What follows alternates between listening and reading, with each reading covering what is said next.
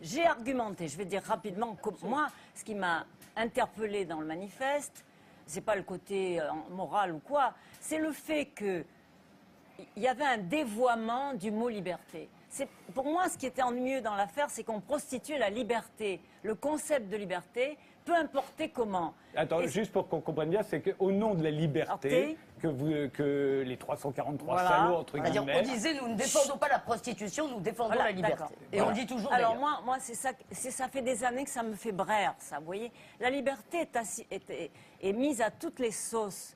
Et y compris, elle sert ce qui la contrarie profondément. Parce qu'effectivement, nous bataillons en 71 pour ce que je peux quand même considérer comme une plus grande liberté, celle de lever l'interdit sur notre ventre, c'est-à-dire nous réclamions le droit de disposer de ce fameux ventre et de faire les gosses que nous voulions quand nous voulions. Bon, il me semble que ça va dans le sens d'une libération de l'humanité en général, pas seulement des femmes, car je rappelle que s'il y a un grand événement au XXe siècle qui va faire un tournant pour notre espèce, c'est bien celui-là.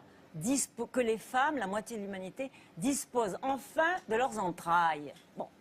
Alors à partir de là, ça m'a chiffonné parce que ça fait des années que je réfléchis là-dessus. Et j'ai dit, c'est pas possible. On ne peut pas mettre tout dans le même sac.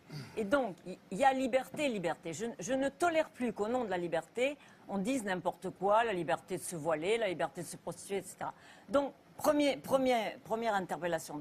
Deuxième interpellation, j'aimerais bien qu'à l'occasion de ce manifeste, au lieu de s'empailler, on en profite pour discuter de quel symbole, ce que témoigne la prostitution sur la relation homme-femme et du malaise qu'il y a dans cette relation. Comment se fait-il qu'avec la belle libération, entre guillemets, que nous avons contribué à faire avancer, comment se fait-il que les hommes recourent toujours à la prostitution? C'est ça qui me fait problème. Normalement, nous sommes des êtres libres, entre guillemets. Eh bien, les hommes continuent à aller voir des putes. Moi, je n'ai aucun interdit moral. Hein. Je ne stigmatise pas les mecs qui vont chez les putes. Je dis simplement, il y a quelque chose qui ne va pas, hein, qui continue à ne pas aller dans le royaume homme-femme. C'est-à-dire que nous avons dit, nous voulons libérer notre corps.